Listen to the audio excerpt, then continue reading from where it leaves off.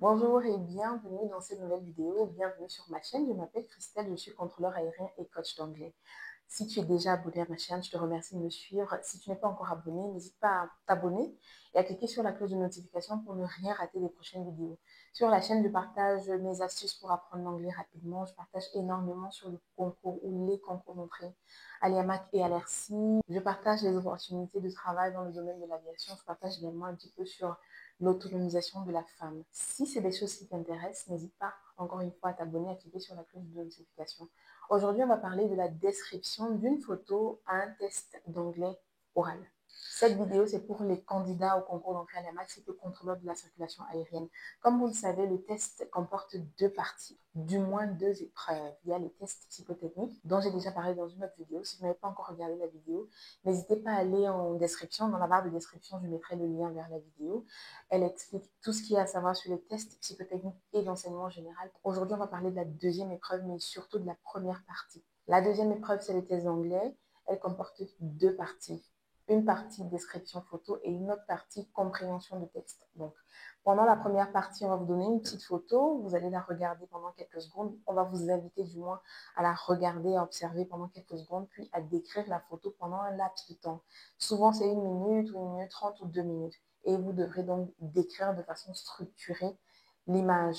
Ensuite, en deuxième partie, on va vous demander de lire un texte pendant quelques minutes, silencieusement, puis de répondre à quelques questions concernant le test. Alors, il peut arriver que l'examinateur vous demande de vous présenter. Ce n'est pas une partie intégrante du test, mais ça peut arriver, ne soyez pas surpris. Au contraire, je considère que c'est très très bien que certains examinateurs procèdent de cette manière parce que les premières minutes du test peuvent être très stressantes pour les candidats.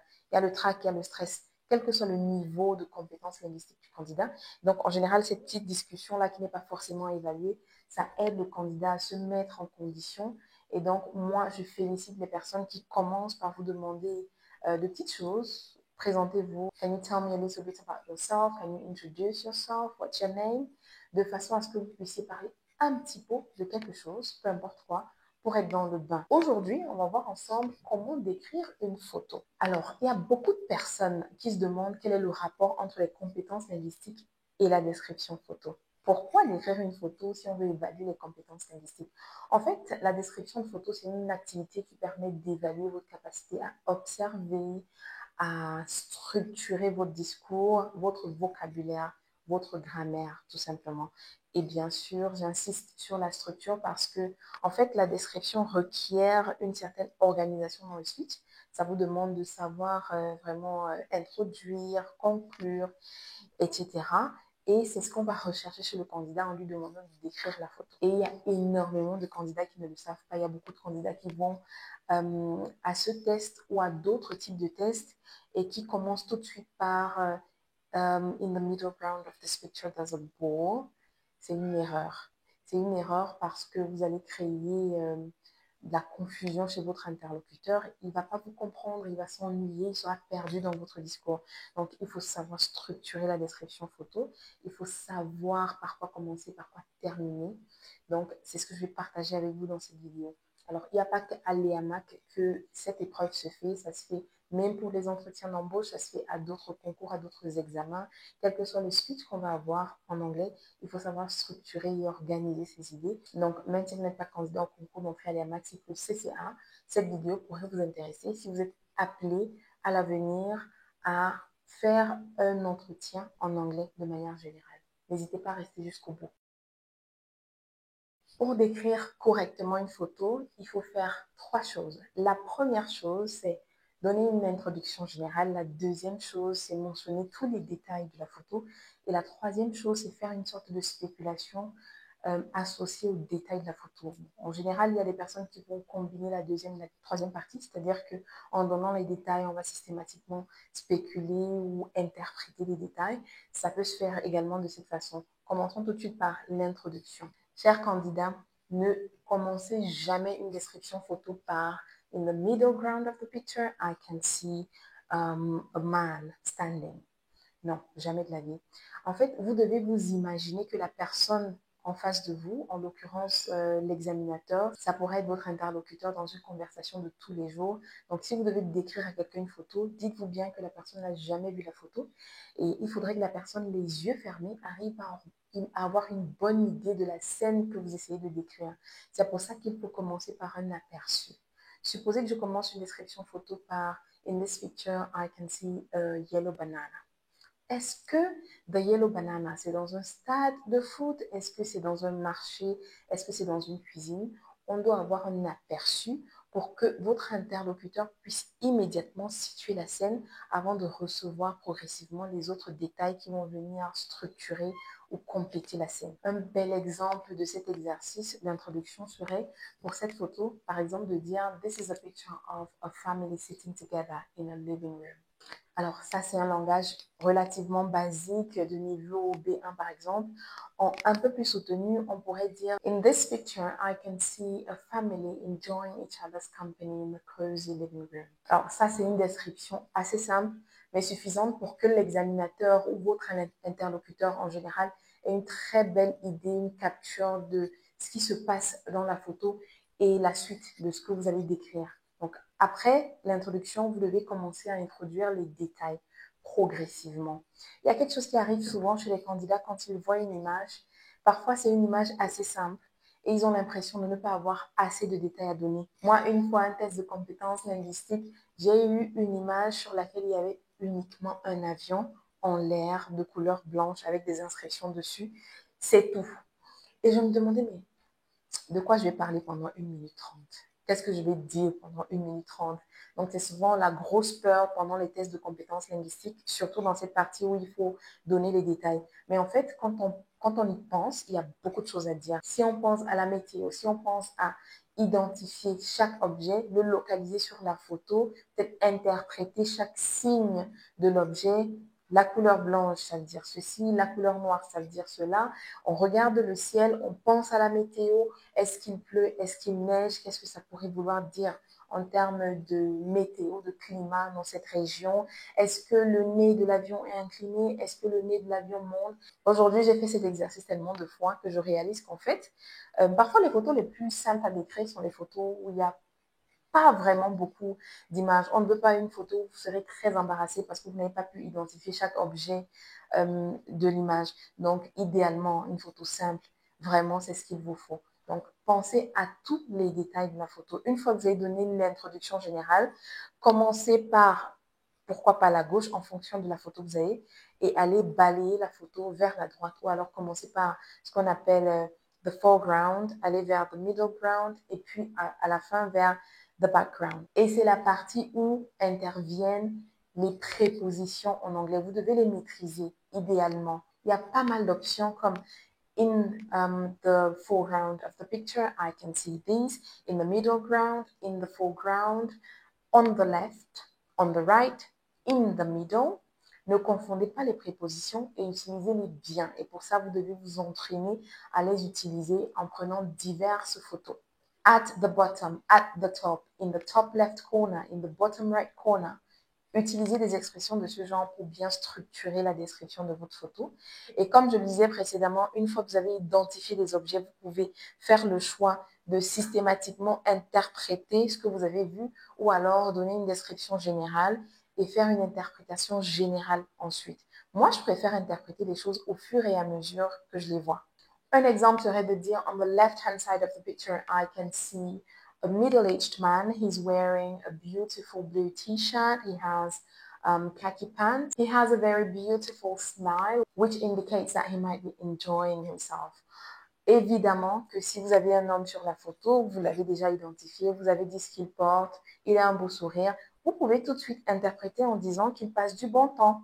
Je pense que là, ça donne une capture complète du moment, du temps que passe la personne sur la photo, puis vous passez à la personne suivante. Ensuite, in the middle of the picture, I can see a middle-aged woman. She seems to be the man's wife. Vous la décrivez, vous concluez en disant également, she looks happy. Donc, une fois que vous avez parcouru tous les détails en fonction du temps alloué pour décrire la photo, vous devez conclure. Donc, vous donnez les détails, vous interprétez, puis vous concluez. Vous n'allez pas finir une description photo en disant The man looks very happy, he seems to be enjoying himself. Et vous arrêtez là. Non, il faut revenir sur la description générale que vous avez faite et surtout récapituler en suggérant ce que l'image vous évoque. Est-ce que c'est un moment triste? Est-ce que c'est un moment heureux? Est-ce que c'est quelque chose que vous aimeriez pour vous? Par exemple, pour cette image, vous pourriez dire quelque chose comme Overall, it looks like they are all having fun together. It's something I would love for my family. Vous pourriez également conclure en disant This picture shows harmony, shared joy, warmth, beautiful family dynamics. I would love to have this in the future. Si vous suivez cette structure, introduction, les détails de la photo, l'interprétation des détails de la photo, la conclusion, il n'y a pas moyen que vous fassiez une mauvaise description. Elle ne peut être que bonne. Maintenant, vous allez travailler sur essayer de varier un petit peu votre vocabulaire. Vous allez utiliser des structures complexes en fonction de votre niveau et c'est ça qui va déterminer si vous êtes niveau 3, 4, 5 ou 6. Par contre, il y a plein de choses à ne pas faire. Des choses qu'on observe souvent, c'est par exemple que dans la partie interprétation, il y a des candidats qui vont vraiment pousser dans l'interprétation. Aïe, c'est pas possible. C'est-à-dire qu'un candidat va avoir une image où il y a un homme et une femme qui sont en train de sourire. Et dans sa description, il va parler d'un potentiel mariage qui aurait eu dans le passé entre eux. Peut-être qu'ils sont seuls parce qu'ils n'ont pas d'enfants. Peut-être qu'ils ont 4 enfants à la maison qui sont plutôt heureux. Ou ne poussez pas dans la description, dans la spéculation des images. Décrivez ce que vous voyez. Faites des interprétations sur la base de ce que vous voyez. N'imaginez pas des choses pour ensuite les interpréter. On n'interprète pas son imagination pendant le test. Donc, n'allez pas faire des suppositions extrêmes. Ne vous perdez pas en détails insignifiants qui vont gêner votre description. Par contre, ce qu'il faut faire, c'est utiliser un vocabulaire varié et les structures que vous maîtrisez. Quand je parle de structure, je parle de grammaire.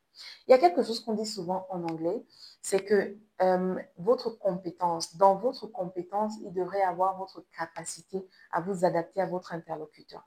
Sachez que si dans votre test, votre examinateur se pose plusieurs fois la question, qu'est-ce qu'il veut dire par là? Qu'est-ce qu'elle veut dire par là? Parce que vous utilisez un vocabulaire hyper soutenu, sachez que c'est vous le problème. Utilisez un langage basique et surtout que vous maîtrisez. N'allez pas en essayant d'impressionner votre interlocuteur, utilisez des vocabulaires hyper complexes au point même de les utiliser dans un contexte inadapté. C'est un gros risque. Je vous recommande d'utiliser un vocabulaire simple, un vocabulaire de tous les jours, un vocabulaire que j'appellerais même basique, mais d'utiliser des phrases ou des structures grammaticales complexes si vous les maîtrisez, bien sûr. La différence entre un candidat de niveau 3, de niveau 4, de niveau 5 ou de niveau 6 en termes de grammaire, ça va être la complexité des structures grammaticales.